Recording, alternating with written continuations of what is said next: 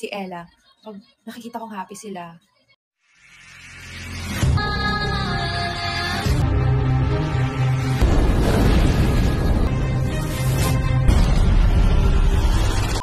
tsaka alam mo, napansin ko, parang syempre, tumatanda ka na rin. So, parang dati, meron kang mga kinukuhang motivation sa life na parang, nung una, meron ako mga motivation dati na parang, gagawin ko to kasi, kunyari lang, galit ako sa gantong taong to. So, gagawin ko to para mapakita ko sa kanya na, ay, ganito ko, ganyan ako, ganyan.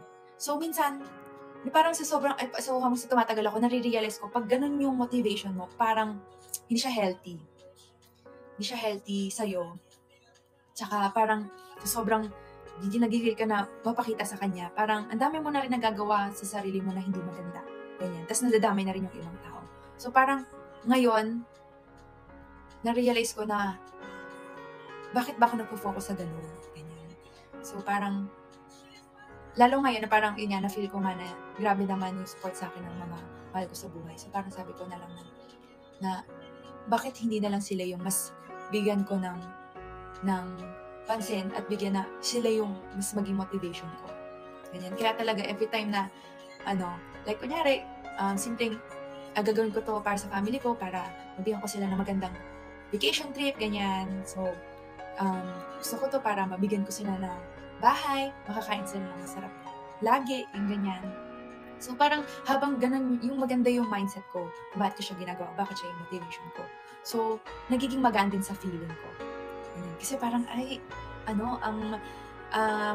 parang hindi mabigat siya, hindi ako gigil, relax lang ako sa life, ganyan. Kasi maganda yung motivation ko sa life. So, kasi kaya ganun ka din, kasi parang may galit ka rin sa life mo. May galit ka na feel sa ganong klase motivation, yung parang may galit, di ba? So, kaya, siguro, pag may motivation ka, siguro, totoo talaga, isipin mo yung family mo, yung mga mahal mo sa buhay. Promise. 3 Idiots. Ayan, perfect example yan.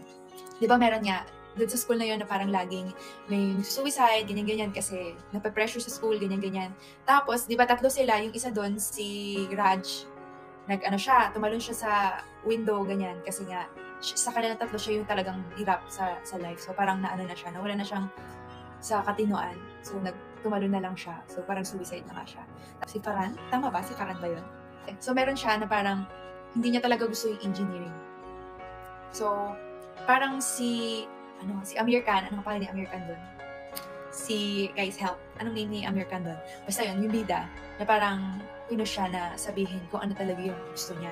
So sinabi niya sa parents niya, ganyan-ganyan, gusto siya maging photographer, ganyan-ganyan.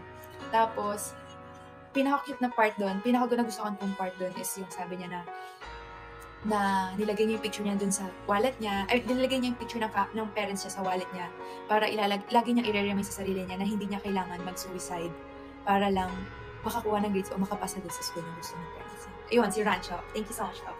Ayan.